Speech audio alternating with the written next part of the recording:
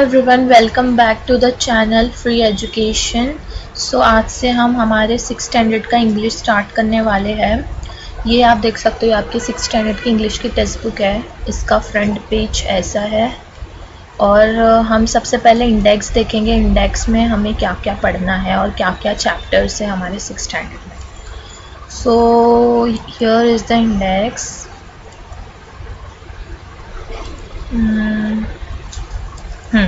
Here is the index.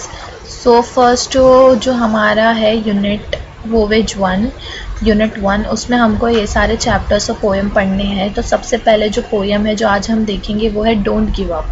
तो आज सबसे पहले हम उस पोएम से स्टार्ट करेंगे, फिर धीरे धीरे करके एक एक वीडियोज़ में हम अलग अलग चैप्टर्स कवर करेंगे। तो सबसे पहले जो हमारी पोएम है 1.1 6th स्टैंडर्ड की, उसका नाम है don't give up. Don't give up का मतलब क्या होता है? कभी भी हार नहीं मानना। ओके, डोंट गिव अप का मतलब क्या होता है? कभी भी हार नहीं मानना कोई भी सिचुएशन में। तो अब हम एक एक पैराग्राफ रीड करेंगे, उसकी मीनिंग्स को जानेंगे, हिंदी में समझेंगे। और देखो, मैंने जो हार्ड वर्ड्स है जो आपको समझने के लिए सबके मीनिंग्स लिखी हो, तो आप अपने टेक्स्ट बुक में कॉपी कर सकते हो। चलो, if you haven't tried and have not one, never stop for crying. अब पोएट जो है ये क्या बोलते हैं हमें 2 लाइन में, अगर जो तुम यू हैव ट्राइड, अब तुमने बहुत कोशिश की है और पर तुम्हारी जीत नहीं हुई, चाहे वो कोई कंपटीशन है, जैसे देखो चेस है यहाँ पे, या फिर कोई भी कंपटीशन एग्ज़ाम हो, तुम बहुत मेहनत करे, हार्ड वर्क करे, बट तुम्हारी जीत नहीं हुई, तुम फर्स्ट नहीं आए या तो फेल हो गए, तो नेवर स्टॉप फॉर क्राइंग। कभी भी रुक के रोने मत बैठ जाना कि यार मैं तो हार गया, मैं तो, मेरे से तो कुछ हो ही नहीं सकता। ये नहीं करना। क्या करना चाहिए? देखो, all that's great and good is done just by patient trying.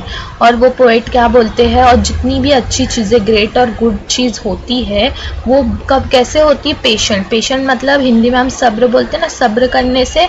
और हैव होप मतलब होप होने से। क्या हमारे अंदर एक पेशेंट सब्र होगा तो हम जो है कितनी बार भी हारे या कितनी बार भी हम फेल हो, फिर भी हम क्या कर सकते, जीत सकते।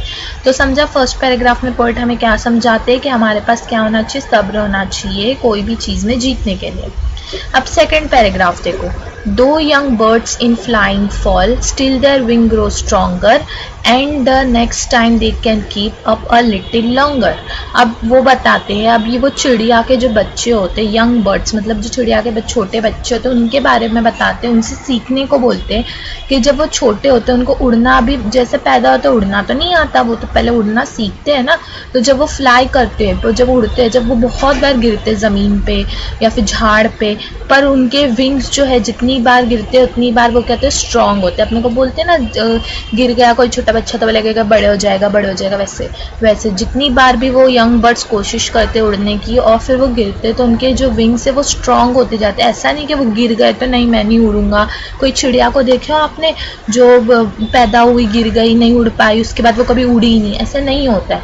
वो एक बार गिरे, 2 बार, 3 बार, 4 बार, भले वो 10 बार गिरे, बाद में वो उठते हैं, खुद से कोशिश करते हैं और फिर वो उड़ना सीखते हैं। तो पोएट हमें वही बोल रहे हैं कि उससे हमें सीखना चाहिए, और नेक्स्ट टाइम जब वो उड़ेंगे, पोएट बोल रहे हैं, तो वो बहुत ही ज़्यादा लंबी उड़ान भरेंगे।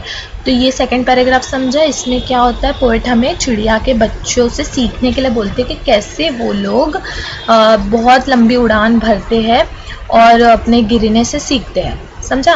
अब थर्ड पैराग्राफ देखो, though the sturdy oak has known many a blast that bowed her, she has risen again and grown loftier and prouder.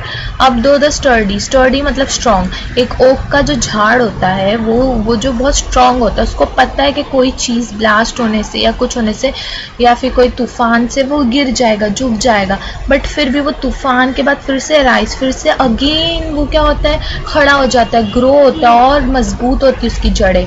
Loftier मतलब हाई, लंबा हो जाता है, और वो अपने आप को प्राउड महसूस करता है कि कैसे वो गिरने के बावजूद उठकर खड़ा होकर बहुत ही ज़्यादा बड़ा और मजबूत हो गया। समझा। थर्ड पैराग्राफ में ओक से कंपेयर करते हैं पोएट हमें। अब फोर्थ पैराग्राफ में, If by easy work you beat, who the more will prize you?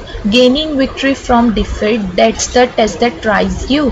अब पोएट क्या बोलते हैं हमें, अगर जब तुम आसानी से जो है वो जीत गए, समझो एक कंपटीशन है और तुम आसानी से जीत गए, समझो तुम्हारे क्लास में बहुत सारे स्टूडेंट है, सब बुद्धू है, तुम खाली उन लोग से स्मार्ट हो और तुम तो फर्स्ट आओगे, तो उसमें उतनी खुशी नहीं होगी कि वो जो प्राइज़ मिलेगा उसमें उतनी खुशी नहीं होगी। पर जब एक बार तुम हार जाओगे, बहुत ज़्यादा स्मार्ट बच्चे तुम्हारे क्लास में, उसमें से तुम हार गए, एक बार तुम समझो सेकंड थर्ड आ गए और फिर सेकंड उसके बाद ट्राई करने के बाद तुम उसमें जीतोगे, तो वो ज़्यादा खुशी होगी। हारने के बाद जो खुशी मिलती है वो ज़्यादा होती है, बोलते हैं ना जीत के हार के जीतने वाले को बाजीगर कहते हैं, वैसे जब तुम हार के जीतोगे तो वो खुशी अलग होती है और उसमें हमें बहुत सारा एक्सपीरियंस भी मिलता है। इसलिए पोएट हमें क्या बोलते हैं कि हमें कभी भी गिव अप नहीं करना चाहिए। पोएट का नाम क्या है, फोबी कैरी। तो ये पोएम समझी सबको, डोंट गिव अप, कभी हार नहीं मानना। अगर जो तुम्हें कोई भी डाउट है आप सबको, तो आप कमेंट सेक्शन में मुझसे पूछ सकते हो, और आपको कोई भी चैप्टर पोएम सब्जेक्ट में डाउट है तो आप कमेंट में बताओ, मैं उसकी वीडियो बना दूंगी। Okay guys, thank you for watching, like share comment and subscribe for more such video, and I will see you next time. Bye bye.